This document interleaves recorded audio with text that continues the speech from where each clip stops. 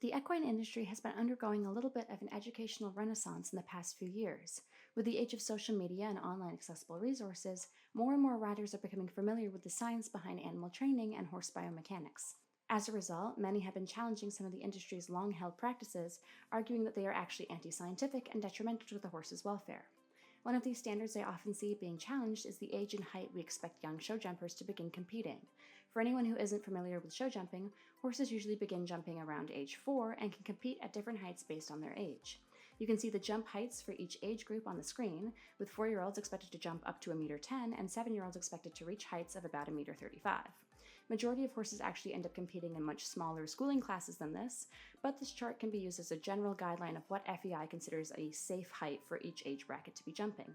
A lot of people, myself included, have expressed concerns with how demanding these classes are, and many believe that asking horses to jump this high while their bodies are still developing will increase their risk of injury and cause them to break down physically over time. I haven't seen anyone actually dig into the research on this topic before, so in this video I wanted to briefly summarize the data I found and determine both what age it is physically safe for horses to start jumping and what height it is fair to expect them to jump. Now, I wanted to start by expanding a little bit on the main argument I hear against jumping young horses, which we'll call the underdeveloped bone theory. For context, a horse's skeletal system doesn't finish developing until they are around 6 years old. Basically, the argument goes that if you ask a horse to jump before age 6 while their bones are still fragile and developing, you will cause them to develop joint issues like arthritis down the road and increase their risk of a career-ending injury. Basically, asking the horse to do too much too soon will ultimately lead to the horse breaking down and retiring early. Some people believe that horses shouldn't even be sat on until their bones are fully developed at age 6, while others feel that flat work is safe, but jumping, especially jumping bigger fences, should generally be avoided. A lot of people use human comparisons to help explain the logic. For example, it's pretty well known that putting young kids into physically demanding sports such as figure skating or dance can end up being pretty detrimental to their joints, and by the time they reach adulthood, most of these kids will have some form of arthritis and a history of past injuries caused by the sport. Before researching, I generally agreed with the sentiment that young horses would be negatively affected by sports in the same way human children are, because honestly it just feels intuitively like it makes sense, but this comparison actually falls apart a bit when you start to break it down. The biggest issue with this line of thinking is that humans develop significantly slower than horses do, and it doesn't really make sense to compare a 5-year-old child doing sports to a 5-year-old horse. Humans typically start puberty at 11 years old, whereas horses start at around 11 months, and will have grown to 98% of their adult height by the time they are 2 years old. If we look at the stage of skeletal development a 4-year-old horse is actually at, it would be much more comparable to a human in their late teens or early 20s and not a 4-year-old child. They might still grow an inch or two or put on some weight, but their bodies are virtually finished development. Also, as a side note, the study I'm referencing here also found that all breeds of horses develop around the same speed. Thoroughbreds don't develop early, warmbloods don't develop late, it's all pretty consistent. I can make an entirely separate video about the race industry and why thoroughbreds are so much more prone to injury, but for now we can just stick to show jumping.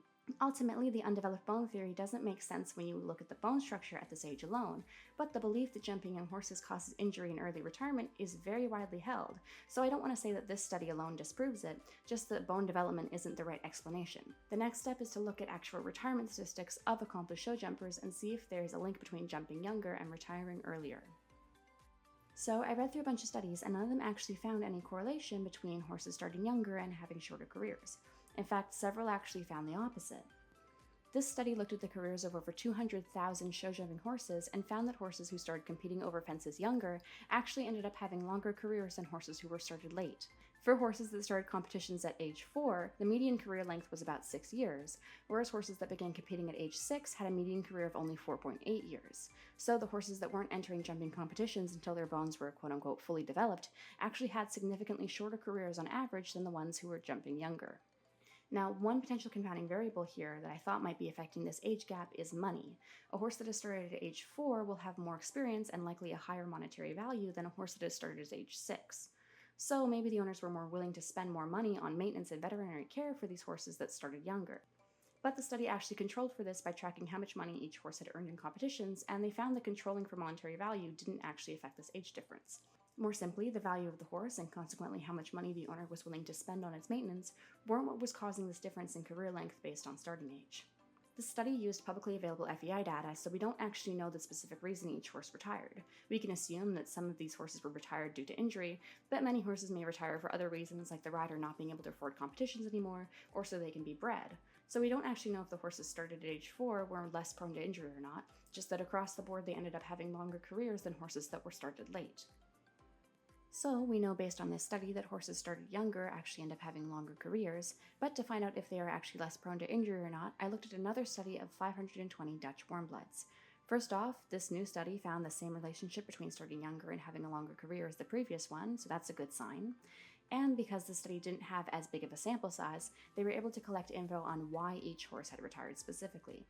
And they actually found that horses that started late were significantly more likely to be retired due to veterinary reasons than horses who began competing as 4-year-olds. For every additional year late a horse began competing, its risk of a career-ending injury increased by 10%. So a horse started at age 5 was 10% more likely to have a career-ending injury than a horse started at age 4, and a horse started at age 6 was 10% more likely to retire due to injury than a horse started at age 5. So not only did jumping horses when their bones were quote-unquote still developing lead to them having longer careers, it also significantly reduced their risk of having a career-ending injury. The study also addressed another commonly held belief in the equestrian community that show jumping is uniquely dangerous for the horses when compared to other equestrian sports. Only about 10 to 25% of show jumpers ended up retiring due to veterinary reasons, and show jumping was not riskier than dressage, eventing, or endurance, which were also studied. Average career length was around the same in all 4 sports, and show jumpers were actually the least likely group to be retired due to veterinary reasons, although this difference wasn't significant. So TLDR, jumping a horse at age 4 doesn't increase the risk of injury and actually appears to be noticeably healthier than waiting until the horse is older and done developing. With that first question out of the way, let's look now at how high it is fair to expect these horses to be jumping. I couldn't find a study that measured the risk of injury based on the exact height horses were jumping at each age, but the Dutch warmblood study from before categorized the horses into 5 tiers based on their competition level, which in the case of show jumping we can assume correlates with jump height. What they found was that horses competing at the more advanced levels of the sport actually had a slightly lower risk of a career-ending injury than the horses competing at the lower levels. This difference wasn't significant, but it does indicate that jumping higher at the very least isn't increasing the risk of injury. There's also 2 factors that might be mediating this, which are the skill of the rider and how deep their pockets are.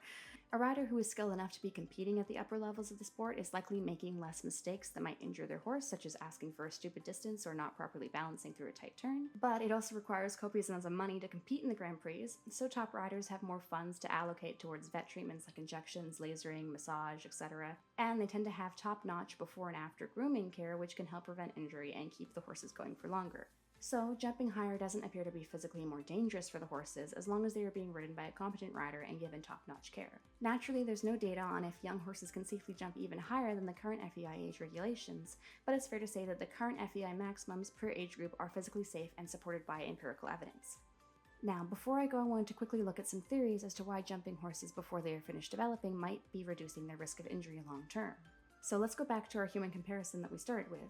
We know based on their skeletal development stage that a 4-year-old horse is similar in age to a young adult human. If we take 2 19-year-olds, one who's been working out since middle school and one who has never worked out a day in their life, and we ask them both to begin training to do a physical task like, let's say, hurdling, most people would agree that the team that is more fit will be less likely to strain or injure themselves doing said task. There's a lot of evidence that suggests that early exercise helps the musculoskeletal system to develop to be stronger and more resilient in both horses and humans. There's tons of studies out there on this, but for now we're just going to do a rapid-fire overview. Let's start with foals. One study found that exercise, usually in the form of playing, allows the leg bones and surrounding soft tissues to adapt to straining and force being applied to them, which in turn makes the foals more resilient to stressors as adults and lowers their risk of injury.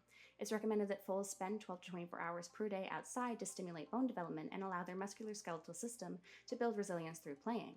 Another study found that exercising foals in hand between the ages of 3 weeks to 18 months on top of 24/7 turnout led to even healthier bone development and a reduced risk of injury compared to the foals who were just living outside. One other study found that free jumping 6-month-old foals improved their coordination and led to them developing significantly better technique by the time they were 4, which could also potentially lower the risk of future injury. Other studies have found similar results, suggesting that not only does early exercise stimulate healthy tissue development, but it may also improve neuromuscular coordination and control, making the horses better athletes that are less likely to strain themselves due to poor technique. So, the reason starting horses over fences at age 4 appears to reduce the risk of injury is likely because it helps stimulate healthy musculoskeletal development and improve coordination. I'll put a list up on the screen of a bunch of different studies that were cited to back up this theory if you want to check them out, and all the studies that I mentioned in this video are down in the description as well.